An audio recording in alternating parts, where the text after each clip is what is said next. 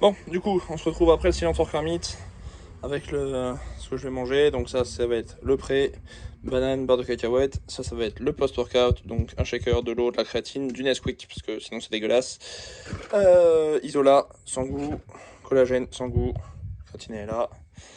Et ça c'est la boisson intra, qui est donc de la grenadine avec, ou du sirop de fraise, je sais plus exactement, avec de l'Iso Plus de chez Decathlon, ça fait le taf. Et puis on est parti.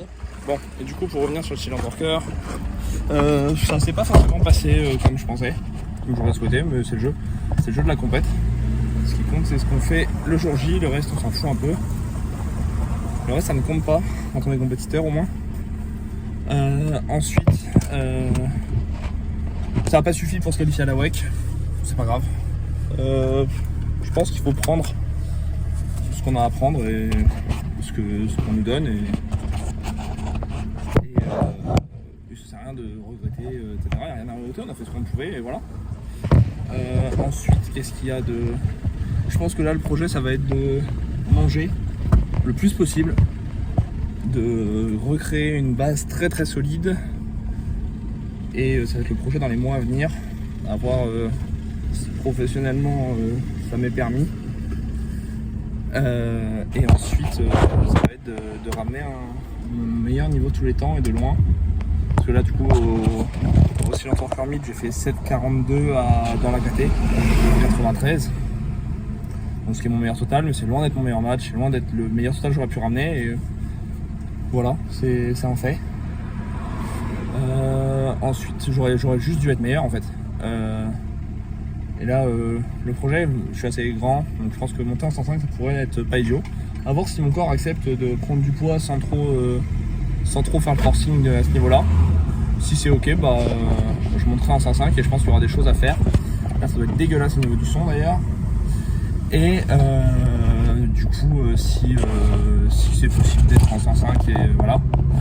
Et sinon, si mon corps bloque à, je sais pas, 100 kg, on redescendra en 93. Mais les progrès qui seront faits ne seront pas perdus, donc c'est ok. Il faudra avoir la suite. Et du coup, ça sera le retour des vlogs. Là, la semaine dernière, je me suis pas beaucoup entraîné. J'ai fait 2 petits SBD tranquillou, dont un chez Mathis, que vous avez peut-être aperçu ça sur Insta. Et ensuite, j'ai fait une autre séance, un autre SBD high bar, mid grip, touch and go, et enfin un SBD 4x8 bodybuilding, juste de bouger 2-3 jours après la compète. Et donc un SBD comp samedi avec des x6 en gros. Et puis voilà, là on reprend l'entraînement. Il n'y a pas de single ce bloc, il n'y a pas grand chose de très très fun ce bloc-ci. Juste du travail et construire une base très très très très solide. Et rentabiliser les calories qu'on mange.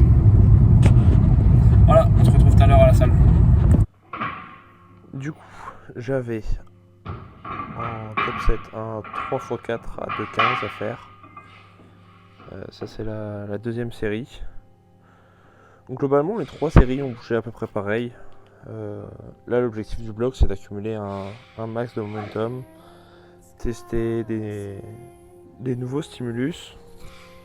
Stimulus. Nul ne sait.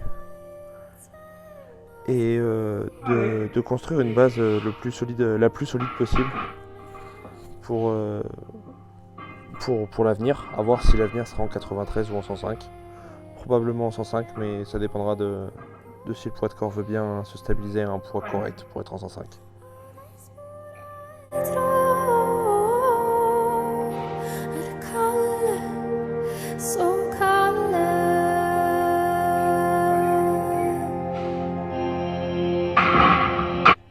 Du coup, le bench, comme au squat, le thème c'était élastique. Donc, du coup, chez élastique, j'avais des x8. J'avais un 5x8, je crois, avec des ramp-up, etc. Je vous ai mis 3 séries, je crois, donc 117, qui était ma plus ou moins dernière chauffe, 122, le top 7, et ensuite il y aura 120. Je fais 2 back-off à 120, parce que 122 a bougé un petit peu mieux que prévu. Donc j'en ai profité pour mettre un peu plus lourd sur les back-off.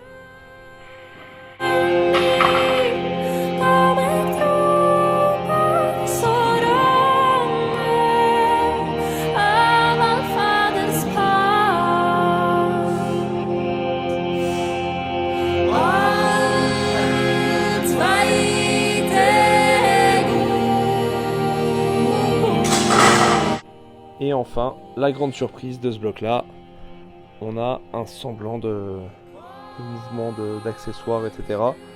Comme vous verrez par la suite, mais du coup il y a des dips, du high bar en close stance et de l'incliné en prise serrée. Bon, pas énorme, et c'est déjà beaucoup pour moi.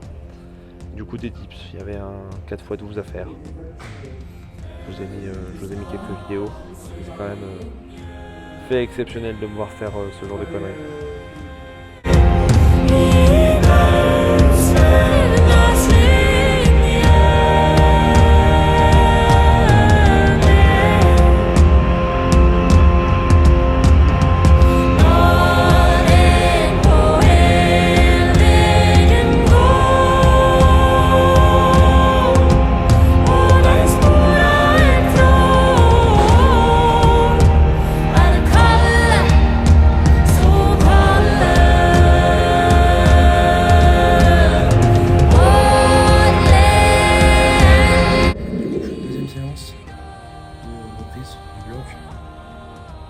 Aujourd'hui on a du terre, bands, avec élastique, du bench, close grip, je me suis au single de la semaine d'ailleurs, et ensuite on a de traction. Je pense que je vous montrerai tout ça, et on se rejoint tout à l'heure. Et donc nous voici avec la dernière chauffe en close grip, sachant que c'est mon seul single de la semaine comme je le disais avant. Et je voulais revenir sur le fait que les dips soient des conneries. En fait, mon bench a très bien évolué sans. Et là, comme on a du temps avant la prochaine compète, en plus de la prise de poids, c'est l'occasion de tester de nouvelles stratégies avec mon coach.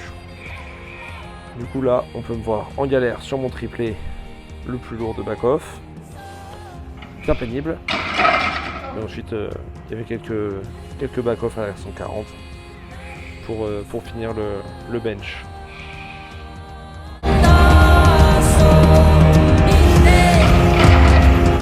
Ensuite, place au terre, du coup avec des bandes aussi sur la cage, avec des élastiques.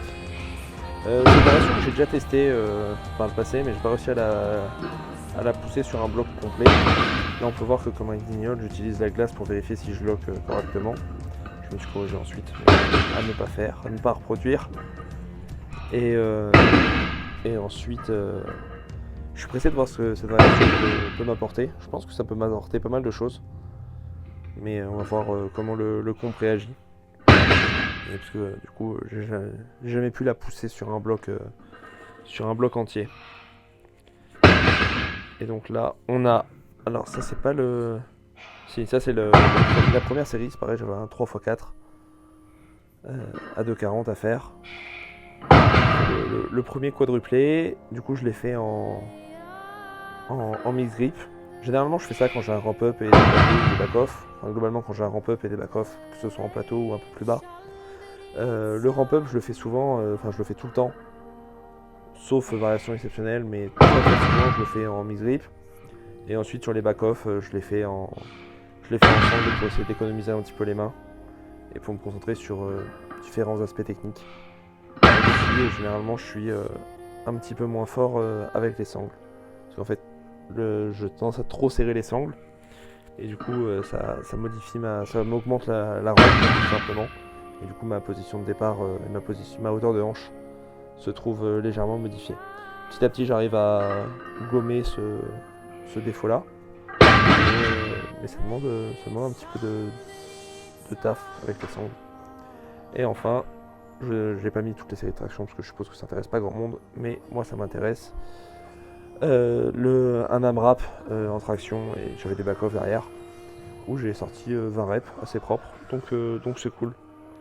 À voir, j'aimerais bien d'ici la fin de bloc être sur 25 reps, ça pourrait être cool, à peu près au même standard.